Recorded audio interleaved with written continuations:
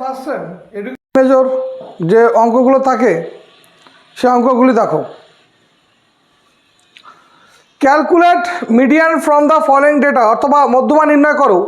তো প্রথম কী দেওয়া রয়েছে অঙ্কে আমরা দেখো স্কোর্স বা শ্রেণীসীমা আর হচ্ছে এফ বা পরিসংখ্যা। স্কোর কী দেওয়া আছে 1 থেকে 5, 6 থেকে 10, 11 থেকে 15, 16 থেকে 20, 21 থেকে 25, 26 থেকে 30 আর 31 থেকে 35। আর পরিসংখ্যা আমাদের কত কত দেওয়া রয়েছে 6, 11, 16, 33, 25, 19 আর 10। এবারে আমাদের কী করতে হবে, এর সলিউশনটা করতে হবে। তাহলে দেখো এর সলিউশনটা, তো উত্তরটা দেখো। প্রথম আমার কী দেওয়া ছিল স্কোর্স বা শ্রেণীসীমা 1 থেকে 5, 6 থেকে 10, 11 থেকে 15, 16 থেকে 20, 21 থেকে 25, 26 থেকে 30 আর 31 থেকে 35। পরিসংখ্যা দেওয়া হচ্ছে কত 6, 11, 16, 33, 25, 19, 10। এবার দেখো যেটা আমাদের দেওয়া ছিল স্কোর্স, তারপর আমাদের এক্সট্রা কোনটা তৈরি করে নিতে হবে ক্লাস বাউন্ডারিজ বা শ্রেণীসীমানা। অর্থাৎ দেখো বাঁ দিকে যেটা থাকবে এখান থেকে আমরা 0.5 কমাবো আর ডান দিকে আমরা 0.5 বাড়াবো। তাহলে 1 থেকে যদি 0.5 কমে তাহলে কত হবে 0.5 থেকে কত হবে 5.5। তাহলে এখানে 6 থেকে যদি কমে তাহলে কত হবে 5.5 থেকে 10.5। এখানে কত 10.5 থেকে কত হবে 15.5। এখানে কত 15.5 থেকে কত হবে 20.5। এখানে কত হবে 20.5 থেকে 25.5। এখানে কত হবে 25.5 থেকে 30.5। এখানে 30.5 থেকে কত হবে 35.5। অর্থাৎ আমরা কি বললাম, যখন স্কোর্স থেকে আমরা ক্লাস বাউন্ডারিজ বা শ্রেণীসীমা থেকে শ্রেণীসীমানা করব তখন বাঁ দিকে 0.5 কমাবো আর ডান দিকে 0.5 বাড়াবো। তো এটা আমার হয়ে গেল। আর পরিসংখ্যা আমার অঙ্কে দেওয়াই ছিল। এবার যেটা আমাদের করতে হবে কিউমুলেটিভ ফ্রিকোয়েন্সি অথবা ক্রমযৌগিক পরিসংখ্যা। তাহলে কিউমুলেটিভ ফ্রিকোয়েন্সি বা ক্রমযৌগিক পরিসংখ্যা কী করে করতে হয় দেখো। প্রথম যে সংখ্যাটা আছে 6, আমরা এখানে 6 লিখব। তারপরে আমরা সেকেন্ড যে নাম্বারটা কী করে পাবো, এই দ্বিতীয় নাম্বারের সঙ্গে প্রথম নাম্বারটা যোগ করতে হবে। অর্থাৎ দেখো এই যে প্রথম নাম্বার ছিল 6 লিখলাম, 6-এর সঙ্গে 11 যদি যোগ করো তাহলে কত হবে 17। দ্বিতীয় পেলাম 17-এর সাথে 16 যোগ করো, 17 থেকে 16 যদি যোগ করি তাহলে কত হবে 33 হবে। তাহলে এটা পেলাম কত 33।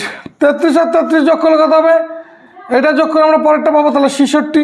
66 আর 25 যোগ করলে কত হবে 80, 85, 90, 91 হয়ে গেল। এবার দেখো এই 91-এর সঙ্গে যদি আমরা 19 যোগ করি তাহলে কত হবে 90, 100, 109 কত 110। আর দেখো 110-এর সঙ্গে 110 যোগ করলে কত হবে 120। এই হচ্ছে আমাদের কি করতে হয় কিউমুলেটিভ ফ্রিকোয়েন্সি অথবা ক্রমযৌগিক পরিসংখ্যাটা এইভাবে তৈরি করতে হয়।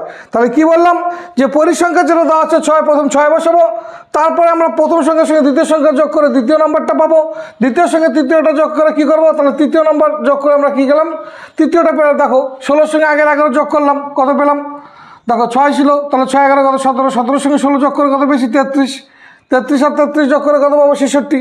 এইভাবে আমাদের করতে হয় কি ক্রমযৌগিক পরিসংখ্যা। এইবার দেখো ভালো করে বোঝো, টোটাল যে পরিসংখ্যাটা আছে এখানে টোটাল পরিসংখ্যাটা আমরা ক্যালকুলেট করে নিই, যোগ করে নিই। তাহলে দেখো টোটাল যদি পরিসংখ্যাটাকে আমরা যোগ করি তাহলে এখান থেকে কত পাবো n = 120 পাবো। কি বললাম n = 120 পাবো আমরা। তাহলে এখানে n = যদি 120 হয় তাহলে n/2 কত হবে 120/2, অর্থাৎ কাটলে কত হবে 60। তাহলে আমরা n/2 এর মান কত পেলাম, দ্যাট ইজ দ্য 60, অর্থাৎ 60 পেলাম। তাহলে আমরা n এর মান পেয়েছি। এবার কি হচ্ছে ক্রমযৌগিক পরিসংখ্যা পেয়ে গেলাম, শ্রেণীসীমানা পেয়ে গেলাম, পরিসংখ্যা তো দেওয়াই ছিল। এবার আমরা অঙ্কটা করব। তাহলে আমাদের মধ্যমার সূত্রটা কি, তাহলে মিডিয়ান সমান অর্থাৎ মধ্যমা মিডিয়ান বা মধ্যমা সমান L + n/2 - CF/F × H। এই হচ্ছে আমাদের মধ্যমা সূত্র। তাহলে আমাদের মধ্যমা সূত্র হচ্ছে কি L + n/2 - CF/F × H। H মানে হচ্ছে কি পার্থক্য। তাহলে মধ্যমা সূত্র কি L + n/2 - CF/F × H বললাম। এবার আমাদের দেখো ভালো করে খেয়াল করো n/2 কত পেয়েছি 60। 60-এর ঠিক পরবর্তী বড় সংখ্যা কোনটা আছে, তাহলে দেখো 66 আছে। 60-এর পরবর্তী বড় সংখ্যা কত 66, তাহলে এটা আমরা মধ্যমা ধরবো, এটাকে আমরা মধ্যমা ধরে নেবো। এবার দেখো এই মধ্যমা যেটা 66 আছে তার নিম্ন শ্রেণী সীমানা কত, কারণ আমরা এটাকে কি বলি, এটাকে বলি নিম্ন শ্রেণী সীমানা, আর এটাকে কি বলা হয় উচ্চ শ্রেণী সীমানা। তাহলে দেখো মধ্যমার নিম্ন শ্রেণী সীমানা এটা হবে কি এল এর মান। কি বললাম? এইটা হবে এল এর মান।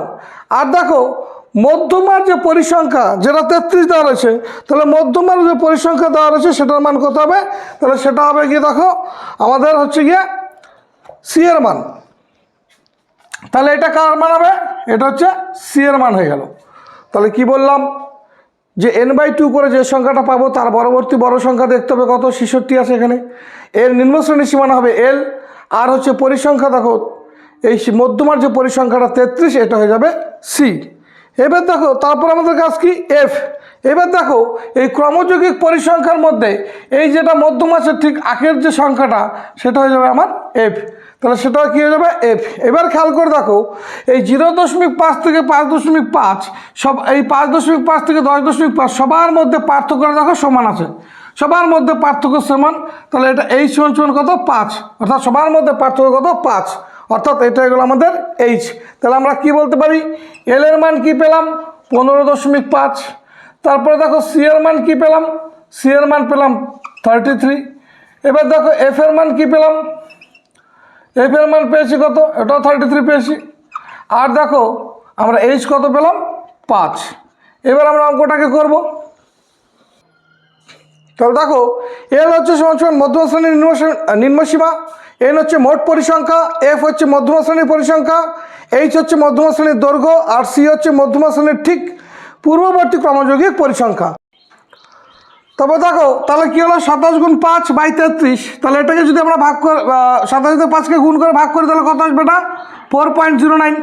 তাহলে দেখো 15.5 প্লাস 4.09, এখানে একটা 0 দিয়ে নাও, তাহলে কত আসবে? 9, 5, 19। তাহলে কত হলো?